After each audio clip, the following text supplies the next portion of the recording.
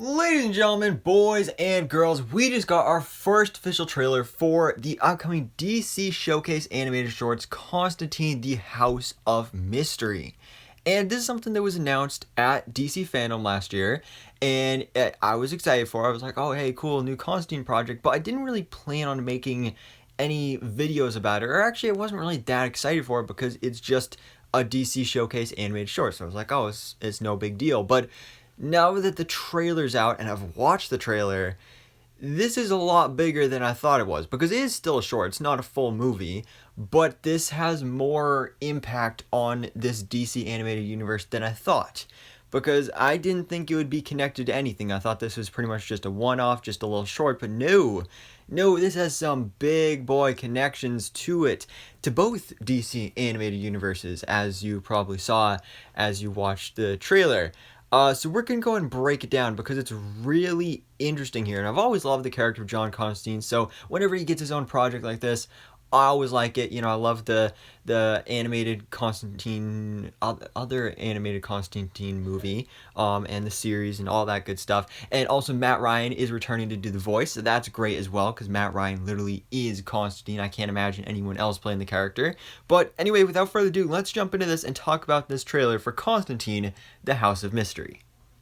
So we start off Warner Brothers Animation, DC, all that good stuff, and we have John Constantine now in this new animation, which looks very similar to the new art animation style that we have for this new rebooted DC animated universe with movies like Superman, Man of Tomorrow, Batman, The Long Halloween, Part 1 and 2, Justice Society, World War II. You know, movies like that. This looks to be like it takes place in that universe. And as you can see, John, he's just playing some cards with his best mates here until things start going wrong. Because then they all turn into demons and they all start attacking him. We also have Etrigan, the demon here. So nice to see that that character is going to have a role in this movie. And then all of a sudden, they're, like I said, they like chop off his hand and like literally like stab him with a sword. Turns out, oh, it's a dream. So that's what's going on there. So he wakes up from this dream and he is just so confused as to what is going on here. And then we get a little bit of the explanation, and it's a very interesting explanation, which again, I was not expecting to be tied into this movie, because it's an all new DC Showcase animated short, all that stuff.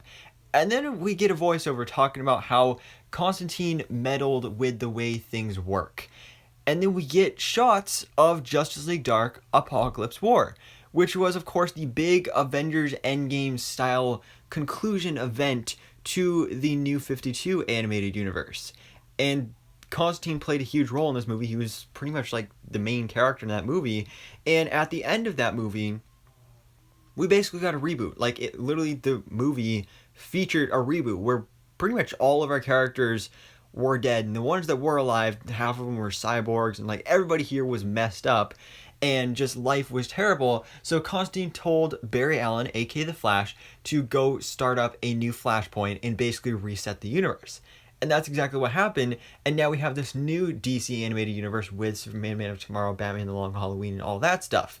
But none of us really thought that those were connected. We didn't think that that is actually, hey, the same universe just rebooted. We thought it was something completely separate. But now apparently maybe they are a lot more connected than we thought. Maybe this new DC animated universe is really a reboot of this universe.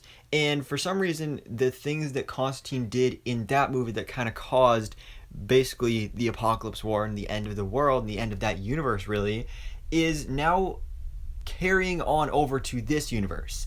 And now he's going to have to face the consequences of that. And I'm not sure exactly how they're going to explain like how Constantine still remembers what happened in that universe and all that stuff.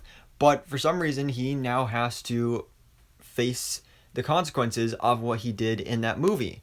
And so it's really interesting concept that, again, is what kind of got me more interested in this project in the first place.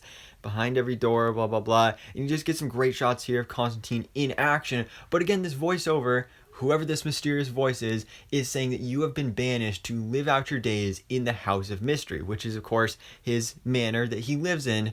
But, you know, now he's basically trapped there. And kind of seems like he's been trapped in almost it's almost been turned into a haunted house, which it was already a creepy house in the first place, but now his friends are stuck in there as well and turned into demons, so he's got to fight his own friends and try and cure them. And we get this really interesting scene in the trailer where it seems like Constantine is in space, and you've got like all this cosmic stuff going on around him, and he is just like, oh, I hate cosmic gods. And while we don't get to see who this cosmic god is, I am assuming it is the character that had this voiceover in the trailer. We do get to see a green glove that is punching Constantine back through to the main universe. Now, this green glove, I believe, belongs to the Spectre, a character in the comics who is basically a cosmic god, and he deals with things like this, with kind of balancing the universe and making sure that everything is in order. So it makes sense. It makes sense that the Spectre would be the one behind this, and the Spectre is a character that probably would still retain the memories from the previous universe, and now maybe filled in Constantine on what he did in that previous universe, and now is making him stand trial and face these consequences. So I think that's pretty cool.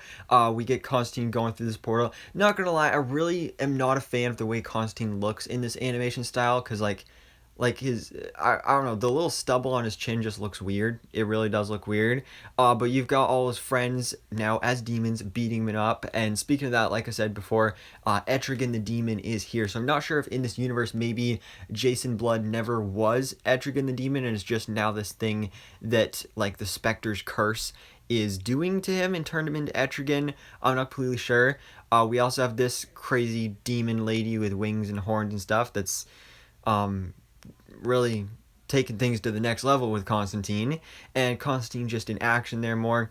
And yeah, so look for it on Blu-ray and digital. They don't give us a release date, but I believe at DC Fandom they said this movie, or at least short, would come out in springtime, so I'm assuming probably April is the most realistic idea for this movie, because I would say March, but March starts in literally next week is March, so I assume it's not coming out in March because that's a little short notice. I'm assuming probably April or May. That's what I'm thinking for this movie.